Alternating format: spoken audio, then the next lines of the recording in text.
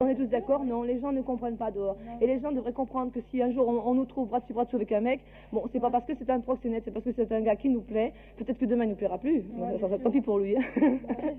Mais de toute façon, c'est parce qu'il nous plaît, un point c'est tout. Maintenant, il est évident que si ce gars il gagne 200 000 balles par mois, que moi j'en gagne 300 000, si on met notre cagnotte en commun, il est évident qu'automatiquement il va profiter plus ou moins de l'argent que j'aurais gagné. Mais moi, de toute façon, toutes les bonnes femmes qui sont mariées, qui foutent rien chez elles, qui sont chez elles à ne rien foutre, tant mieux pour elles. C'est une politique qu'ils ont discuté ensemble entre couples. Mais que le bonhomme travaille et ramène de l'argent, ou de toute façon, moi je connais des personnes mariées, légitimement, les gens honnêtes, dont le bonhomme n'a jamais rien foutu de sa vie parce que il n'a pas envie de travailler. La bonne femme va travailler, bon, ben c'est d'aller dans le ménage. On pose jamais de questions pour savoir comment ça se fait que le brave homme ne travaille pas. Du moment qu'elle fait un travail honorable. Alors je suis désolée, la prostitution n'est peut-être pas honorable, mais c'est quand même un travail et un métier. Et de toute façon, l'honorabilité, on sait ce que ça vaut, on se demande où elle commence et où elle finit. Ouais, c'est sûr. Et puis de toute façon, maintenant, les gens, ils doivent comprendre réellement que nous sommes vraiment au bord de l'émeute à tout point de vue. Parce que de toute manière, maintenant, il est évident que toutes les filles de France ont compris le truc, ont compris que de toute façon, les pouvoirs publics n'étaient pas systématiquement un gendarme, ça ne voulait pas dire la loi. Maintenant, c'est plus possible, le gendarme, ça n'est plus la loi. Le gendarme, c'est simplement la répression. La loi, maintenant, en ce moment, on se demande où elle est. Et pratiquement, elle n'existe plus parce que la loi, elle est tout à fait particulière pour tout le monde, alors que normalement, elle devrait être impartiale pour toutes. C'est que sur le proxénétisme, les gens du dehors ne savent pas ce que c'est. Les flics se rabattent sur un homme qui prend de l'argent, qui à l'occasion frappe une fille. Naturellement, comme elle vous a dit tout à l'heure, il y en a peut-être 5%. Mais on oublie de savoir, c'est que le proxénétisme, la loi dit toute personne vivant ou côtoyant sous le même toit qu'une prostituée est passive de proxénétisme.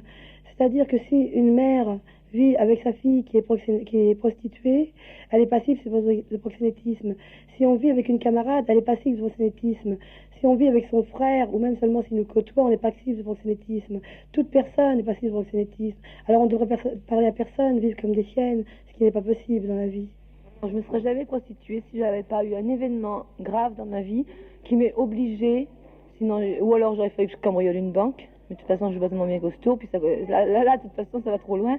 Et si j'avais pas eu un événement grave dans ma vie, je ne me serais jamais prostituée. Et puis maintenant, actuellement, bon, l'événement est passé, et si j'avais une possibilité de situation réelle, mais qui me donne toute possibilité pour vivre correctement, sans être l'esclave de quoi que ce soit, d'un patron qui me passe une main derrière ou d'un chef de service, etc.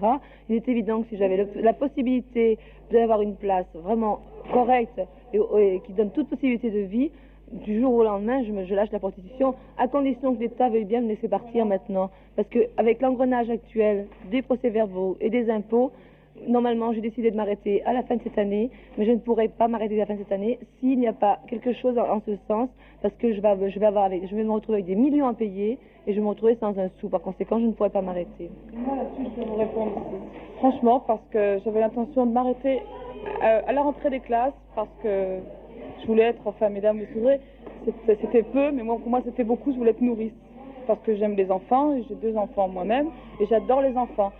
J'ai voulu être nourrice, on a essayé de faire toutes les démarches possibles.